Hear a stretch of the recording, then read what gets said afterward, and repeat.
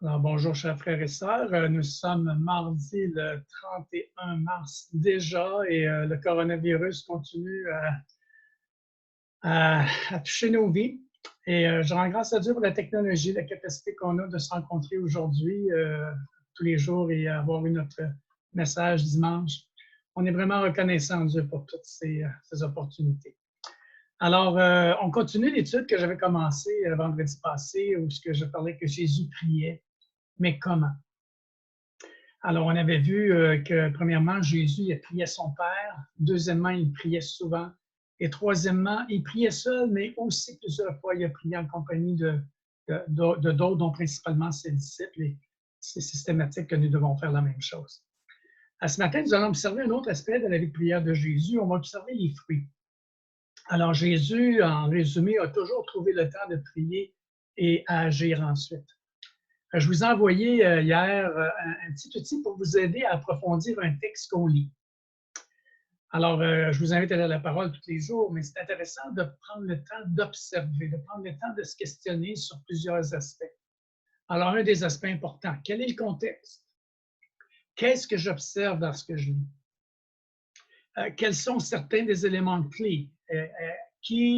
À qui ça s'adresse? Qui sont là? Quoi qui est touché par rapport à ça? Où est-ce que ça se passe? Quand cela se passe-t-il? Comment? Et finalement, pourquoi? Et on se pose la question, mais c'est dans quel but que la parole de Dieu nous rappelle ces choses-là? Alors, autrement dit, qu'est-ce que la parole veut me dire à moi aujourd'hui? Qu'est-ce que je peux mettre en pratique? Quel est le principe ou les principes qui se dégagent? Alors, on va en faire une petite expérience ce matin ensemble, simplement pour que ça puisse vous servir un peu d'exemple. Je le rallonge un peu ce matin parce que je le décortique un peu plus, mais c'est pour vous aider à prendre conscience de toute la richesse et l'application qu'il y a dans ce qu'on peut lire dans la parole de Dieu. Alors, j'aimerais souligner au départ qu'il est très important de savoir que Jésus ne faisait rien sans prier. Frères et sœurs, il faut être absolument conscient de cela. Dans Luc 5, au verset 15, on dit sa renommée se répandait de plus en plus et les gens venaient en foule pour l'entendre et pour être guéris de leur maladie. Et lui, il se retirait dans les déserts et priait. Donc, les œuvres, autrement dit, sont le fruit de cette relation-là avec son Père qui était intime et son écoute de ce que Dieu lui révélait, de ce que Dieu lui montrait. Dans Marc 5, au verset 22 à 43, c'est la lecture que je vous avais donnée. Alors, on va tout de suite la relire et on va développer ensuite. Alors vint un chef de la synagogue nommé Jairus, qui, l'ayant aperçu, se jeta à ses pieds et lui adressa cette instante prière. Ma petite fille est à l'extrémité. Viens, impose-lui les mains afin qu'elle soit sauvée et qu'il vive. Jésus s'en alla avec lui. Et une grande foule le suivait et le pressait. Or, il y avait une femme atteinte d'une perte de sang depuis 12 ans. Elle avait beaucoup souffert entre les mains de plusieurs médecins. Elle avait dépensé tout ce qu'elle possédait et elle n'avait éprouvé aucun soulagement, mais était allée plutôt en empirant. Ayant entendu parler de Jésus, elle vint dans la foule par derrière et toucha son vêtement, car elle se disait, si je puis seulement toucher ses vêtements, je serai guérie. Au même instant, la perte de sang s'arrêta et elle sentit dans son corps qu'elle était guérie de son mal. Jésus connut aussitôt en lui-même qu'une force était sortie de lui. Et se retournant au milieu de la foule, il dit, « Qui a touché mes vêtements? » Ses disciples lui dirent, « Tu vois la foule qui te presse et tu dis, « Qui m'a touché? » Et il regardait autour de lui pour voir celle qui avait fait cela. La femme, effrayée et tremblante, sachant ce qui s'était passé en elle, vint se jeter, à ses pieds et lui dit toute la vérité. Mais Jésus lui dit, « Ma fille, ta foi t'a sauvée. Vas en paix, sois guérie de ton mal. » Comme il parlait encore, survinrent de chez le chef de la synagogue des gens qui dirent, « Ta fille est morte. Pourquoi importuner davantage le maître? » Mais Jésus, sans tenir compte de ces paroles, dit au chef de la synagogue, « Ne crains pas. Crois seulement. » Et il ne permit à personne de l'accompagner, si ce n'est Pierre, Jacques et à Jean, frère de Jacques. Ils arrivèrent à la maison du chef de la synagogue où Jésus vit une foule bruyante et les gens qui pleuraient et poussaient de grands cris. Il entra et leur dit, « Pourquoi faites-vous du bruit et pourquoi pleurez-vous? L'enfant n'est pas morte, mais elle dort. » Ils se moquèrent de lui. Alors, ayant fait sortir tout le monde, il prit avec lui le père et la mère de l'enfant et ceux qui l'avaient accompagné, et il entra là où était l'enfant. Il la saisit par la main et lui dit, « Talitha koumi », ce qui signifie « Jeune fille, lève-toi, je te le dis. » Aussitôt, la jeune fille se leva et se mit à marcher, car elle avait 12 ans. Et ils furent dans un grand étonnement. Jésus leur adressa de fortes recommandations pour que personne ne sache la chose, et il dit qu'on donne à manger à la jeune fille. Oh, qu'il y a beaucoup de choses là-dedans. On va faire un survol. Je vais quand même un petit peu regarder avec vous. On va regarder le contexte et essayer de faire nos observations à partir de là.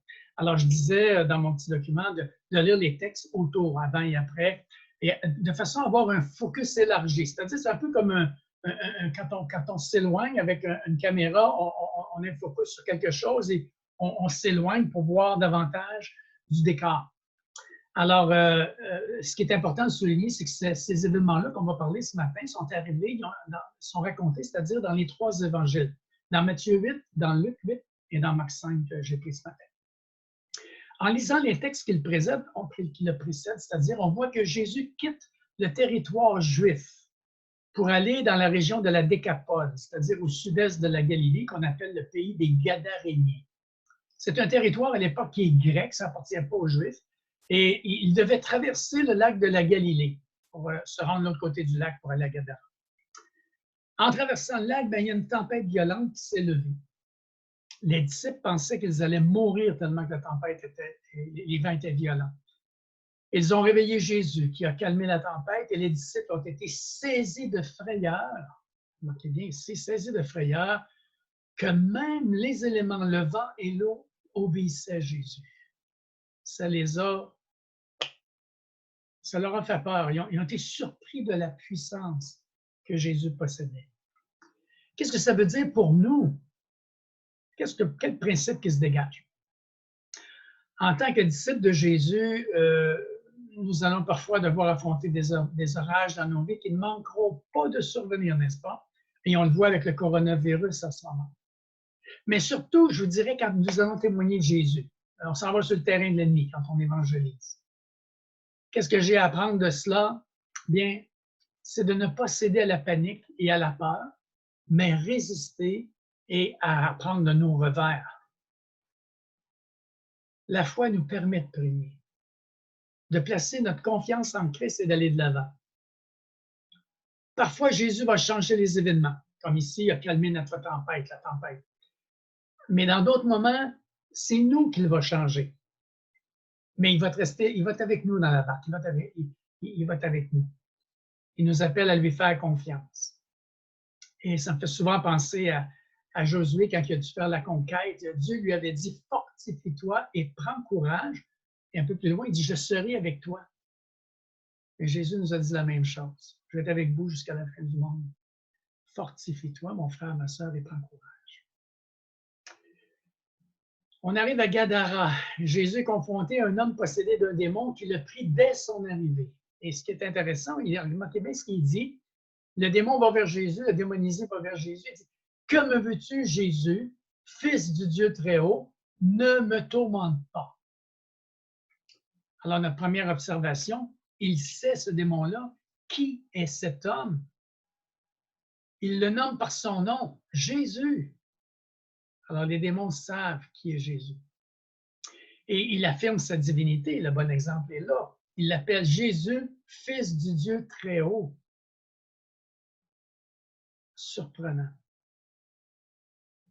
Mais Jésus sait très bien, il discerne à qui il parle, qui lui parle, et ordonne immédiatement, sors de cet homme, esprit impur. Wow! On peut faire une deuxième observation. Jésus lui demande son nom et il lui dit que son nom est Légion. Vous savez, une légion, c'est dans le temps des Romains, c'était 3 000 à 6 000 soldats qui composaient une légion.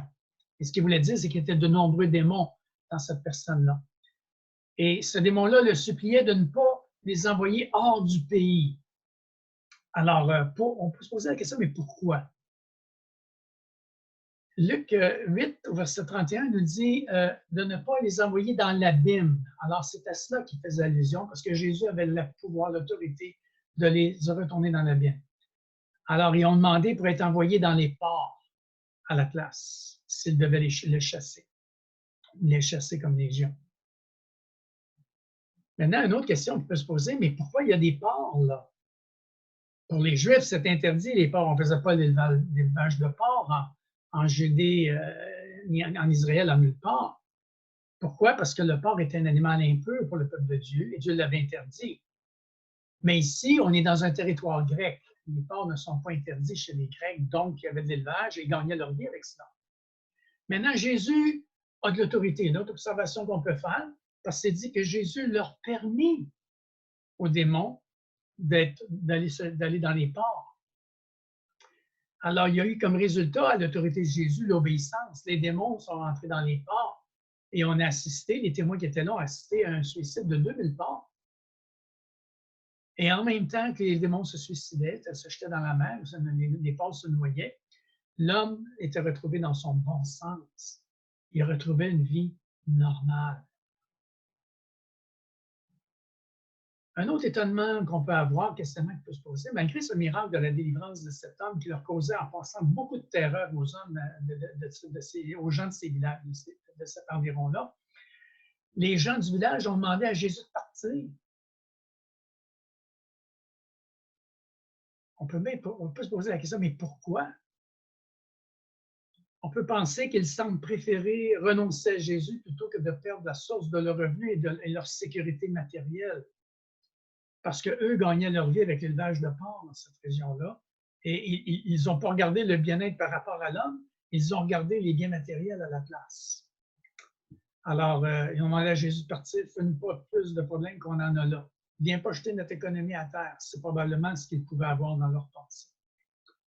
Maintenant, cet homme a voulu suivre Jésus. Il a dit, écoute, je m'en allais avec toi.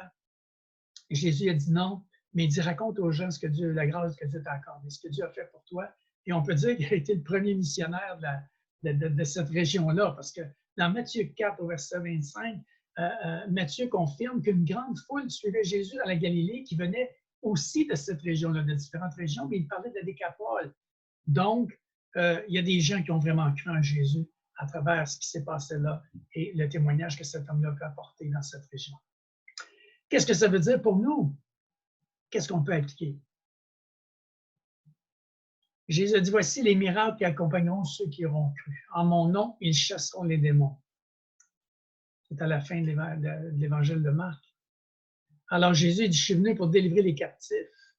Et c'est dit dans la parole de Dieu que nous avons, en termes de croyants, l'autorité, par le nom de Jésus, sur toutes les puissances de l'ennemi.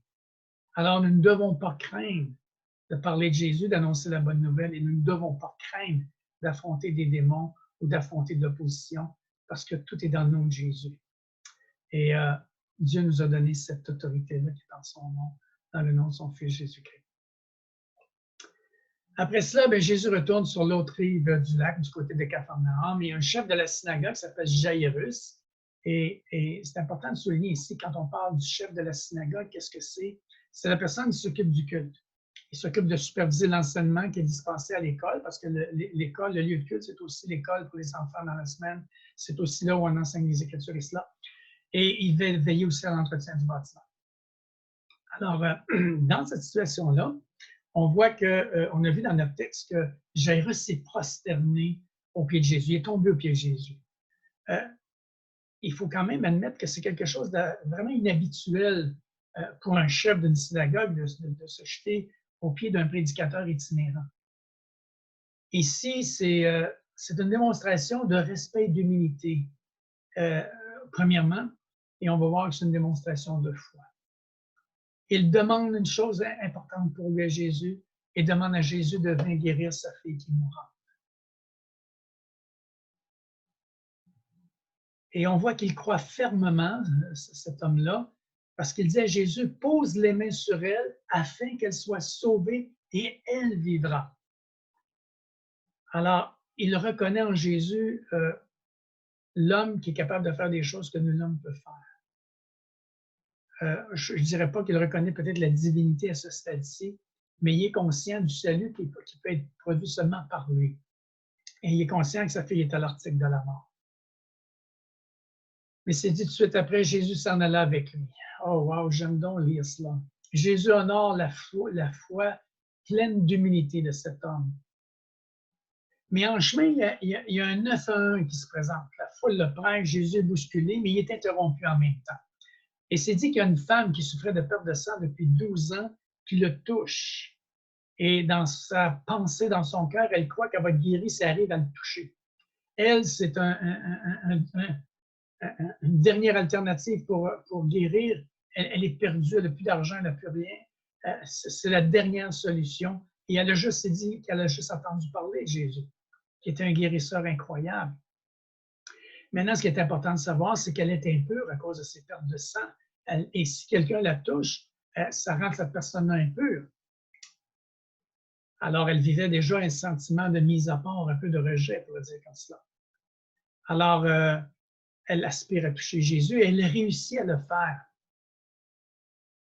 Et elle a été guérie immédiatement après avoir touché Jésus. Gloire à Dieu pour cette grâce, pour cette femme. Alors, une autre observation, Jésus savait qu'il l'avait touché. Il était Dieu, frères et sœurs, il savait très bien. Mais pourquoi demande-t-il qui alors qui l'a fait? Il désire qu'elle se fasse connaître et qu'elle témoigne, je crois du moins, elle témoigne publiquement de sa foi et de la grâce de Dieu qu'elle avait reçue. En même temps, je dirais qu'il veut qu'elle apprenne que le bord de son vêtement n'a aucune propriété magique, que c'est sa foi en lui qui l'a guérie. Parce qu'il dit, ma fille, ta foi t'a sauvée. Elle était venue à Jésus. Il lui dit, vas en paix, c'est accompli.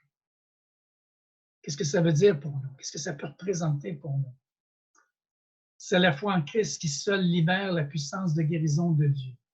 Il peut s'approcher, il faut s'approcher de lui par la foi. Matthieu 7,8 nous dit, car quiconque demande reçoit, celui qui cherche trouve et on ouvre à celui qui frappe. La foi véritable mène à l'action, frères et sœurs, et au changement. C'est la démonstration de la foi véritable. Comme il parlait encore, survinrent le chef de la synagogue des gens qui dirent, ta fille est morte, pourquoi importuner davantage le maître? Ça nous rappelle un peu quand Lazare, Jésus avait été demandé pour venir guérir Lazare, il est arrivé trop tard. Je crois que pour nous tous qui sommes parents, on peut se mettre très facilement à la place de Jairus et comprendre les sentiments qu'il pouvait éprouver. Elle est morte avant que Jésus arrive. Le seul qui pouvait la sauver. Si seulement, si seulement, si seulement Jésus, tu aurais été là. Dans la pensée de Jairus, pourquoi Jésus s'est-il arrêté pour cette femme? Le temps de ce dérangement a probablement coûté la vie de son enfant. On observe ici que Jésus voit sa déception profonde. Il voit son désespoir. Il n'est pas insensible à sa peine. Que fait-il? Il le réconforte. Ne crains pas, crois seulement. C'est ce qu'il lui dit. Il dit, Jairus, inquiète-toi pas. Je suis avec toi. J'y vais, on continue. Qu'est-ce que ça veut dire pour nous? Sommes-nous dans un gouffre financier? Avons-nous peut-être perdu quelqu'un dans notre environnement? Je pense à Huguette qui a perdu son mari Jacques, à Claudia Callen qui ont perdu Élie. Peut-être qu'on a un échec dans une relation sentimentale, perdu un emploi ou peut-être subi le rejet d'un très, très bon ami. Frères et sœurs, ne renoncez pas à tout espoir. Ne vous détournez pas du seul qui soit capable de vous aider. Et Jésus nous dit la même chose, ne crains pas, crois seulement, je suis avec toi. Dans Jean 10, il nous parle du bon berger, il dit, je suis le bon berger. Versets 14 et 15, il dit, je connais mes brebis et elles me connaissent, comme le Père me connaît et comme je connais le Père. C'est solide, ça. Et je donne ma vie pour mes brebis. 1 Pierre 5, 7 nous dit « Déchargez-vous sur lui de tous vos soucis, car lui-même prend soin de vous. » Ne crains pas, crois seulement. Il arrive à la maison, les gens pleuraient et poussaient des grands cris. Alors, les amis qui étaient venus pleurer avec eux, aussi les pleureurs professionnels payés par la famille du défunt pour l'événement et aussi pour la procession qui se faisait dans le temps. Et Jésus leur dit, pourquoi pleurez-vous? L'enfant n'est pas mort, elle dort. Et ils se sont moqués de lui. Ils la savaient morte. Le rituel du deuil avait déjà commencé. Alors, il disait, ton diagnostic, Jésus, il n'est pas bon, il est dans l'erreur. Ce que Jésus voulait nous dire, et voulait leur dire ici, c'est que son état était seulement temporaire. Entre la mort et la résurrection, c'est juste temporaire. Il nous dit la même chose aujourd'hui. Entre ta mort et entre ta résurrection, c'est juste une période temporaire. N'est-ce pas encourageant? On observe aussi que Jésus fit sortir tout le monde. Imaginez la scène. Tout le monde dehors, sauf le père, la mère de l'enfant et ceux qui l'avaient accompagné, Pierre, Jacques et Jean, et il entra là où était l'enfant. Il la saisit par la main et lui dit « Talitha koumi », ce qui signifie « Jeune fille, lève-toi, je te le dis ». Aussitôt, la jeune fille se leva et se mit à marcher car elle avait 12 ans, et ils furent dans un grand étonnement. Alors Jésus ordonne, il y a autorité sur la mort et les dieux.